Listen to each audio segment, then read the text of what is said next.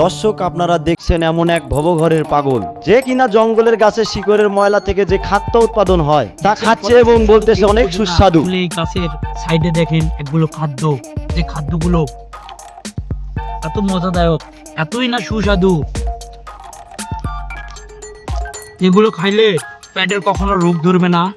এই কাঁচাগুলো খাদ্য খাইলে ব্রেন ঠান্ডা থাকবে, শীতল থাকবে, ঝগড়াঝাটি হবে না। অসাধারণ। আমি কেন কষ্ট করে রোজগার করব?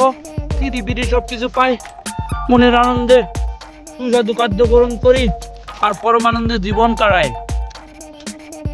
এত না মজা,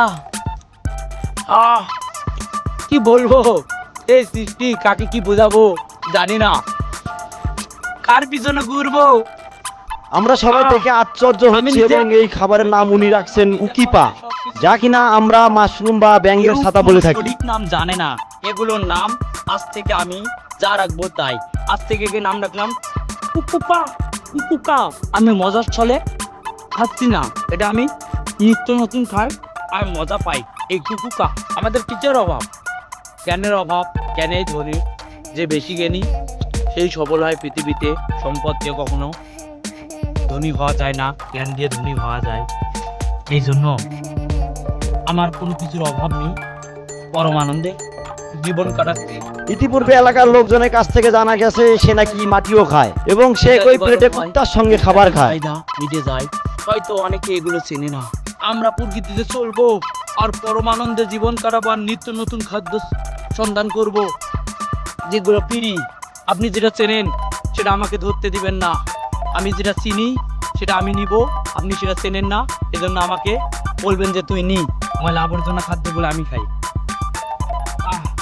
কতই না সুস্বাদু আর মিষ্টান্ন আর পুষ্টিতে ভরপুর। এইসব প্রকৃতির খাদ্য খাইলে, কাঁচা খাদ্য খাইলে মানুষের সমস্ত, যদি এমন পাগল আগে কোথাও দেখে থাকেন তাহলে অবশ্যই কমেন্টে জানাবেন। সমস্ত পৃথিবীর প্রত্যেকটা জিনিসেই ঠিক থাকে। যার পেট ঠিক তার প্রত্যেকটা অঙ্গ প্রত্যঙ্গ ঠিক।